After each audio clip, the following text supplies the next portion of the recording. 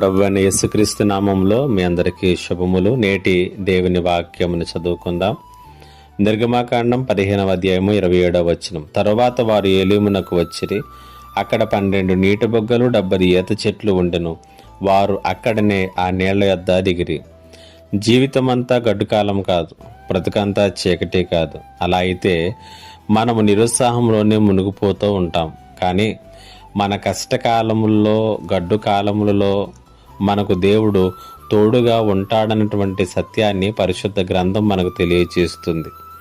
నిర్గమాకాండం 15వ అధ్యాయం 27వ వచనంలో ఈ 15వ అధ్యాయం అంతట్లోనూ కూడా మనం చూసినట్లయితే మారాలో చేదు నీటిని త్రాగటానికి వారు మారా చేరినప్పుడు వారు ఎంతో ఇబ్బంది పడ్డారు అని మనం చదువుతాము. కానీ తరువాత దేవుడు వారిని మధురమైనటువంటి జలాలు, ఈత చెట్లు కలిగినటువంటి ఆ ఏలీము దగ్గరకు నడిపించినట్లుగా ఈ 27వ వచనంలో మనం చూస్తున్నాం.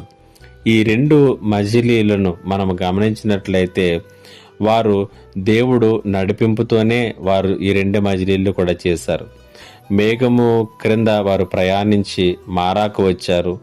మేఘము క్రింద ప్రయాణించి ఏలీమునకు వచ్చారు.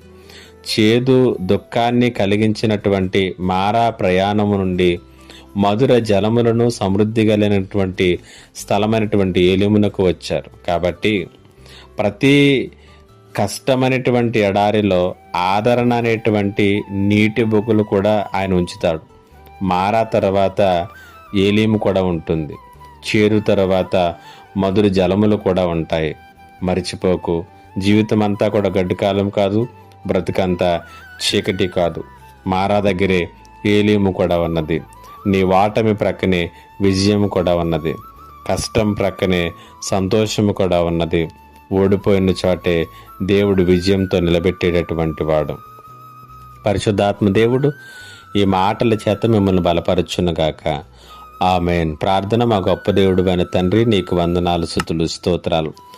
మారా నీళ్లు చేదుగా ఉన్నాయని సనుక్కోవచ్చు, కానీ ప్రక్కనే ఏలీమునకు నడిపించి వారికి సమృద్ధినిచ్చారు. ఆ రీతిగా నీ ప్రభువా, ఈ మాటలు వింటున్నటువంటి వారి జీవితాలు చేదుగా ఉండవచ్చు, గడ్డు కాలాన్ని వారు ఎదుర్కొంటూ ఉండవచ్చు, బ్రతుకంతా చీకటే అనుకోవచ్చు. కానీ ఏలీము దగ్గరికి నడిపించగలిగినటువంటి సర్వశక్తివంతుడమైనటువంటి నీ మేఘము క్రింద వారు ఉన్నారు. బలపరచమని యేసు నామమున అడుగుచున్నాను తండ్రి.